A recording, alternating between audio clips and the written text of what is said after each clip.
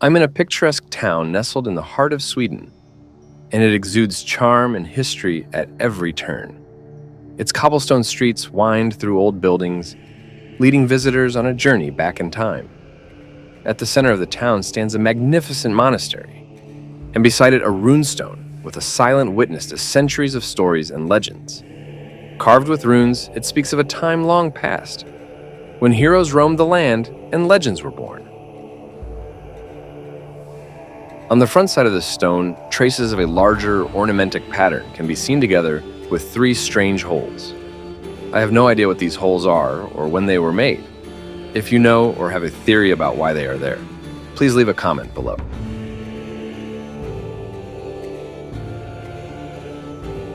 The message on the runestone is written in the Younger Futhark, which is a runic alphabet that has only 16 characters.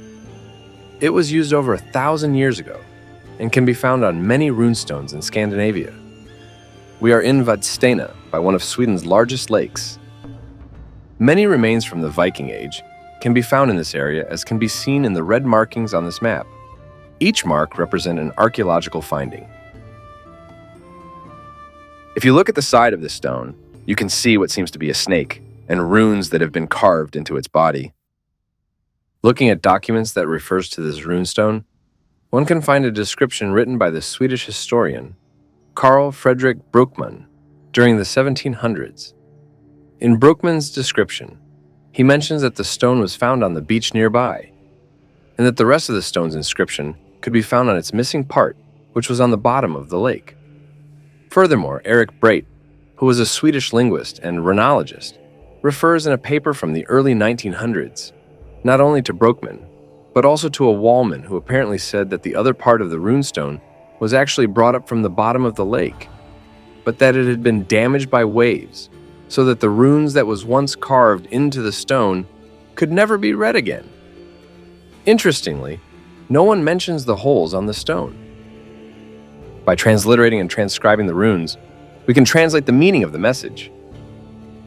Using an Icelandic AI voice generator, we can listen to how this could have sounded like. Stein þann sig eftir Eskil, faður sinn. It can say, "This stone after Eskil, his father." But since we will never know who erected this stone, it could also say, "This stone after Eskil, her father." The word sin can mean either his or her in both Swedish and Old Norse. We don't know who Eskil was, besides the fact that someone decided to raise this runestone in his honor. The following story is made up, but who knows, maybe some part of it would fit the description of him when he once lived in this area. In the heart of the lush forests around what is today known as Vadstena, there lived a man named Eskil. He was a humble soul, known throughout the land for his wisdom and kindness. Eskil lived a simple life, tending to his farm and offering help to anyone in need. Eskil's days were filled with hard work, but his evenings were spent under the ancient oak tree, where villagers would gather to listen to his tales and seek his counsel. His words were like magic, weaving stories of bravery, love, and adventure that captivated all who listened. As the years passed, Eskil became a beloved figure in the area, not only for his storytelling, but also for his acts of generosity. He would often share his harvest with those less fortunate, and his door was always open to travelers in need of shelter. But Eskil's true strength lay in his ability to bring people together. He was a peacemaker, resolving conflicts with his gentle words and understanding nature. His wisdom was sought by kings and peasants alike, and his influence extended far beyond borders. One fateful winter, a great famine swept through the land, leaving many hungry and desperate. But Eskil refused to sit idly by while his neighbors suffered.